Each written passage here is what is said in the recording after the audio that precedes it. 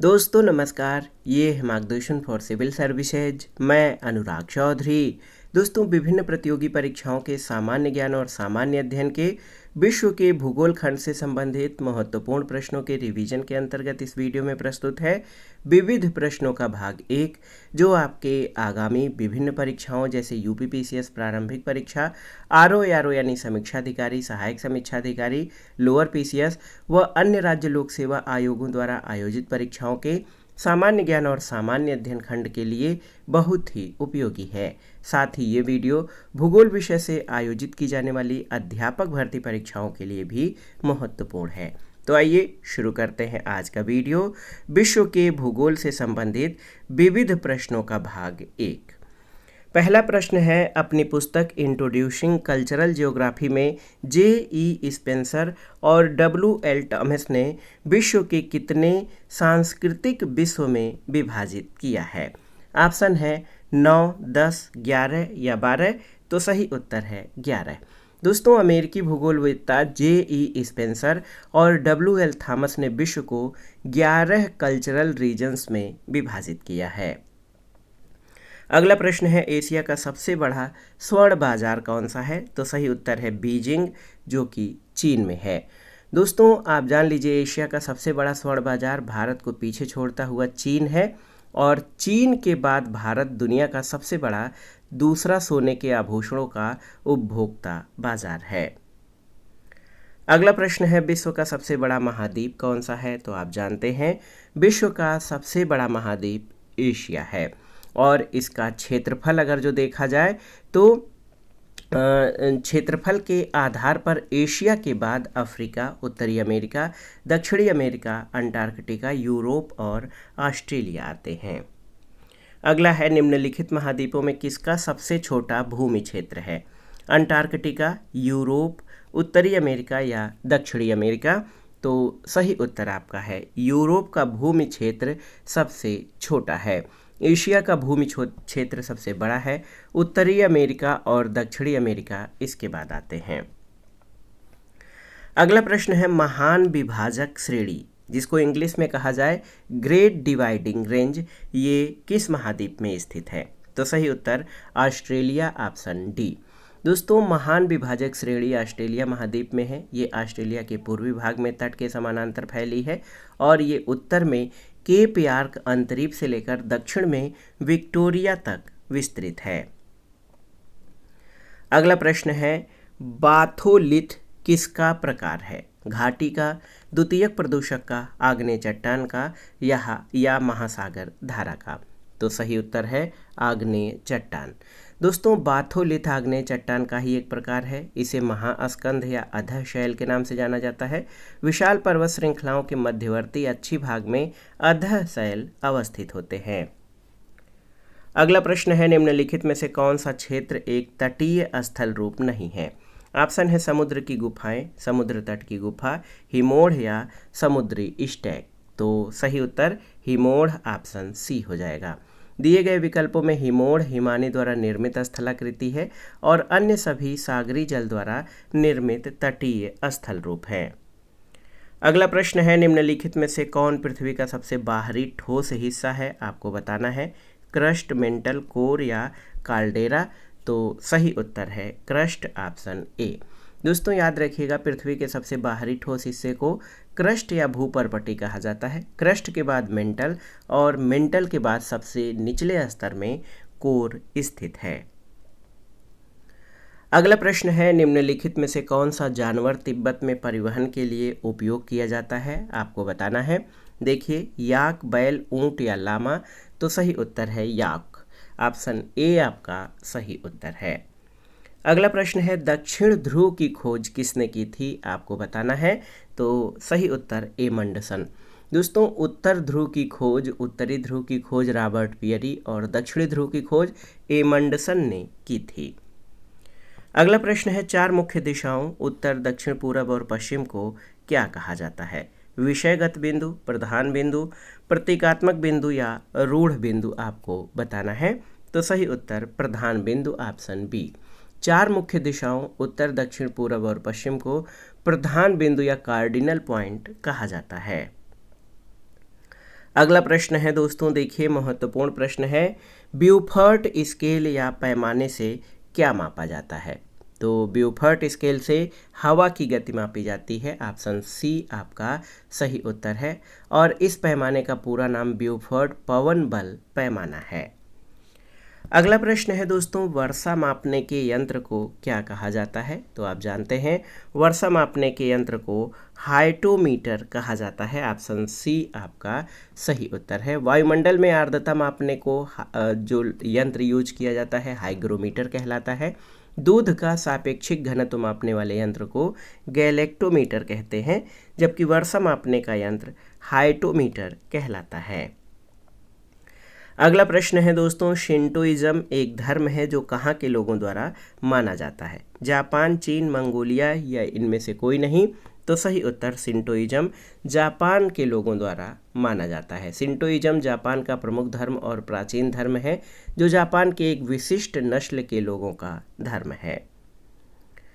अगला प्रश्न है दोस्तों, सबसे पहले पूर्वानुमानित सुपरनोवा विस्फोट की तस्वीर लेने वाला हब्बल अंतरिक्ष दूरबीन किस देश से संबंध रखता है? तो हब्बल, इसका संबंध आप जान लीजिए दोस्तों, हब्बल का संबंध संयुक्त राज्य अमेरिका से है। हब्बल अंतरिक्ष दूरबीन का संबंध यूएसए से है। अमेरिकी अंतरिक्ष एजेंसी नासा द्वारा हब्बल दूरबीन का प्रक्षेपण 24 अप्रैल 1990 को किया गया था। अगला प्रश्न है दोस्तों, हब्बल का नियम किससे संबंधित है? आपको बताना है। तो सही उत्तर हब्बल का नियम जो है ये खगोलिकी से संबंधित है। ऑप्शन डी आपका सही उत्तर है। हब्बल का नियम एस्ट्रोनॉमी या खगोलिकी से संबंधित है। इस नियम के अनुसार गैलेक्सियों की हमसे दूर भागने की गति दूरी के समानुपाती होती है। अगला प्रश्न है, निम्नलिखित में से कौन सा विकल्प बर्फ और धूल के न्यूक्लियस से बना खगोलीय पिंड है? तारा, चांद, कॉमेट या एस्टेरॉयड? तो सही उत्तर आपका हो जाएगा कॉमेट, ऑप्शन सी। याद रखिएगा, धूमकेतु या पुच्छल तारा जिसको कॉमेट कहा जाता है, ये चट्टान, धूल और जमी हुई गैसों के बने होते हैं। सूर्य के समीप आने पर गर्मी के कारण जमी हुई गैसें और धूल के कण सूर्य से विपरीत दिशा में फैल जाते हैं और सूर्य के चारों ओर ये लंबी किंतु अनियमित असमकेंद्रित कक्षा में घूमते रहते हैं। अगला प्रश्न है, नीचे 4 शब्द दिए गए हैं जिसमें से 3 कुछ रूप से समान है और एक शब्द अलग है। कौन सा बाकियों से अलग है? मीनार, सागर, घाटी और पहाड़। तो इसमें आप देख पाएंगे दोस्तों कि जो मीनार है यहाँ पर आप देखिए कि मीनार है ये इनमें से अलग है, क्योंकि मीनार इस्लामी स्थापत्य कला की विशेषता है और ये मानव निर्मित है जैसे कुतुब मीनार। और सागर, घाटी और पहाड़ प्राकृतिक संरचनाएं हैं। अगला प्रश्न बहुत ही महत्वपूर्ण है, आप देख सकते हैं दोस्तों। देखिए बहुत ही महत्वपूर्ण प्रश्न है, यहाँ पर आप देख सकते हैं, भू आकृतियों की बेहतर समझ के लिए कौन सी अध्ययन सामग्री है? आपको बताना है। आत्मा कथाकार, इतिहासकार, भूगोल शास्त्री या किसान? तो सही उत्तर है दोस्तों भूगर्भ विज्ञान के ज्ञाता को जो है भूगर्भ शास्त्री कहा जाता है। यहाँ पर विकल्प नहीं है, लेकिन आप जान लीजिए कि जो पृथ्वी के भीतरी भाग के बारे में जानने वाला या भूगर्भ विज्ञानी होता है उसको भूगोल शास्त्री भी कहा जाता है। एक और प्रश्न है, नक्शे के अध्ययन को क्या कहा जाता है? कैलीग्राफी, जियोग्राफी, जियोलॉजी या कार्टोग्राफी? तो सही उत्तर है नक्शे के अध्ययन को कार्टोग्राफी कहा जाता है। यहाँ पर ऑप्शन डी आपका सही उत्तर हो जाएगा। अगला प्रश्न है, नाट्रे डेम कैथेड्रल कहाँ पर स्थित है? नाट्रे डेम कैथेड्रल कहाँ पर स्थित है? आपको बताना है। कैलिफोर्निया में, लीड्स में, बेल्जियम में या पेरिस में? तो सही उत्तर क्या हो जाएगा दोस्तों? सही उत्तर हो जाएगा नाट्रे डेम कैथेड्रल। लगभग 800 वर्ष पुराना कैथोलिक चर्च है जो पेरिस की सीन नदी के मध्य में इले डे ला सीटे द्वीप पर स्थित है। तो ये कहाँ पर स्थित है? आप जान लीजिए, ऑप्शन डी पेरिस में स्थित हो जाएगा। देखिए बहुत ही महत्वपूर्ण प्रश्न है दोस्तों। यहाँ पर एक और प्रश्न है, ऑस्ट्रेलिया का सबसे अधिक घनी आबादी वाला शहर कौन सा है? कैनबरा, सिडनी, मेलबोर्न या पर्थ? तो सही उत्तर है ये सिडनी है। ऑप्शन बी आपका सही उत्तर हो जाएगा। आप जान लीजिए दोस्तों कि पृथ्वी ऑस्ट्रेलिया का सबसे घनी आबादी वाला शहर सिडनी है। इसके बाद मेलबोर्न, पर्थ और कैनबरा का स्थान आता है। एक और प्रश्न है, भूगणित क्या है आपको बताना है। ऑप्शन है वैमानिकी की एक शाखा, हिम पर्वत का अध्ययन, पहाड़ों का अध्ययन या गणित की वह शाखा जो पृथ्वी के आकार और क्षेत्रफल से संबंधित है। तो सही उत्तर है भूगणित या जियोडेसी पृथ्वी के ज्यामितीय आकार, अंतरिक्ष में अभिविन्यास और गुरुत्वाकर्षण क्षेत्र के सटीक मापन का विज्ञान है। ऑप्शन डी आपका सही उत्तर हो जाएगा। अगला प्रश्न है, विश्व में सबसे तेज जमीनी जानवर कौन सा है। कुत्ता, चीता, बाघ या घोड़ा आपको बताना है। तो विश्व में सबसे तेज जमीनी जानवर चीता है। अगला है, निम्नलिखित में से किस विकल्प का अर्थ प्राकृतिक या कृत्रिम रूप से जंगलों की पुनः स्थापना है। ऑप्शन है डिफॉरेस्टेशन, एफॉरेस्टेशन, रिफॉरेस्टेशन या हीफॉरेस्टेशन। तो सही उत्तर क्या हो जाएगा, रिफॉरेस्टेशन, ऑप्शन सी। आप देख सकते हैं दोस्तों, रिफॉरेस्टेशन का अर्थ होता है प्राकृतिक या कृत्रिम रूप से जंगलों की पुनः स्थापना। अगला प्रश्न है, 4 शब्दों में से एक शब्द वर्ग समूह है जिसे अन्य 3 सदस्य संबंधित हैं। वर्ग समूह को पहचानिए। हवाई, क्यूबा, आइसलैंड और ग्रीनलैंड। यहाँ पर आपको बताना है कौन सा इनमें से अलग है। तो सही उत्तर क्या हो जाएगा, आप देख सकते हैं हवाई। क्यों? क्योंकि आइसलैंड यूरोप महाद्वीप में है, जबकि हवाई, क्यूबा और ग्रीनलैंड उत्तरी अमेरिका में है और इसकी राजधानी रेकजाविक है। तो आइसलैंड इसमें से अलग हो जाएगा। आप देख लीजिए दोस्तों, आइसलैंड यूरोप महाद्वीप में स्थित है। बहुत ही महत्वपूर्ण प्रश्न है। आइसलैंड यूरोप महाद्वीप में स्थित है, जबकि हवाई, क्यूबा और ग्रीनलैंड उत्तरी अमेरिका में स्थित है और इसकी राजधानी रेकजाविक है। अगला है, हाल में अंटार्कटिका में बर्फ के नीचे छिपी हुई किस चीज़ की खोज हुई थी। ऑप्शन है एक बहुत बड़ी पर्वत श्रृंखला, एक लुप्त राज्य, एक बहुत बड़ी घाटी और झील प्रणाली, एक विशाल डायनासोर का कंकाल। तो सही उत्तर है जनवरी 2016 में जनरल जियोलॉजी में प्रकाशित पेपर के अनुसार अनुसंधानकर्ताओं के एक दल ने पूर्व अंटार्कटिका में प्रिंसेस एलिजाबेथ के नीचे एक बहुत बड़ी घाटी प्रणाली और झील की खोज की है। ऑप्शन सी आपका सही उत्तर है।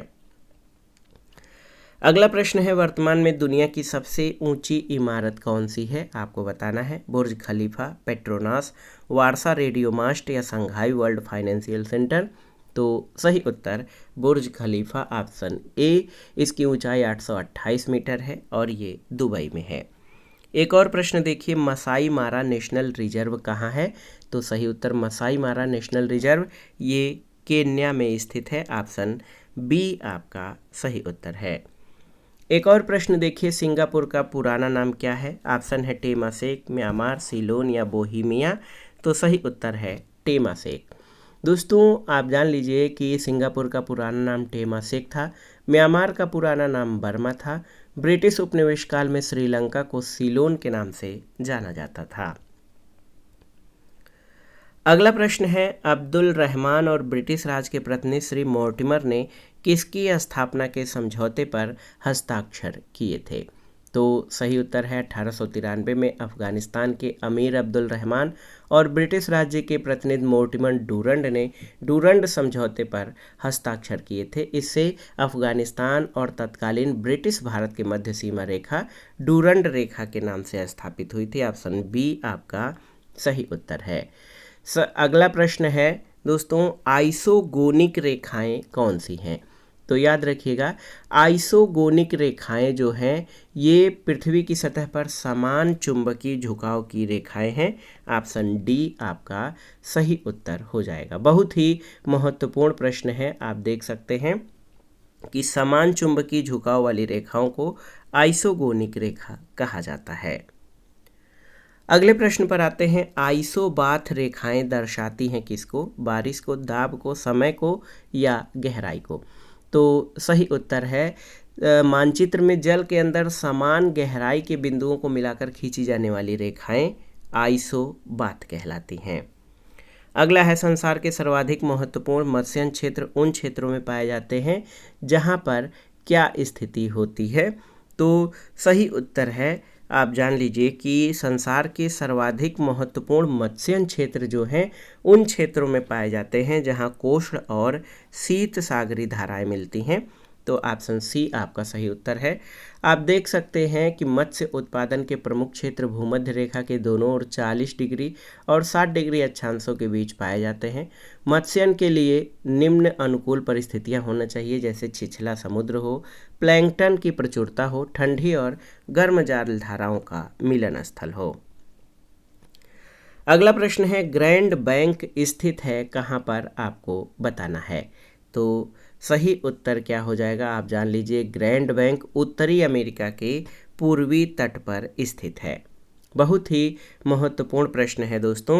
उत्तरी अमेरिका के पूर्वी तट पर ग्रैंड बैंक स्थित है और ये उत्तरी अटलांटिक महासागर के उत्तरी पश्चिमी क्षेत्र में है। ग्रैंड बैंक अत्यधिक महत्वपूर्ण मत्स्यन क्षेत्र है। अगला प्रश्न है, भूगोल में नवनियतिवाद के सिद्धांत का प्रतिपादन किसके द्वारा किया गया था। नियो डिटर्मिनिज्म, इसका सिद्धांत ग्रिफिथ टेलर ने किया था। ग्रिफिथ टेलर यानी जी टेलर। ऑप्शन बी आपका सही उत्तर हो जाएगा, याद रखिएगा। अगला प्रश्न है दोस्तों, बरमूडा ट्रायंगल अवस्थित है कहाँ पर, आपको बताना है। तो बरमूडा ट्रायंगल उत्तरी अटलांटिक महासागर के पश्चिमी भाग में, तो यहाँ पर उत्तरी अटलांटिक महासागर के पश्चिमी भाग में ऑप्शन ए आपका सही उत्तर हो जाएगा। बरमूडा त्रिभुज उत्तरी अटलांटिक महासागर के पश्चिमी भाग में स्थित है।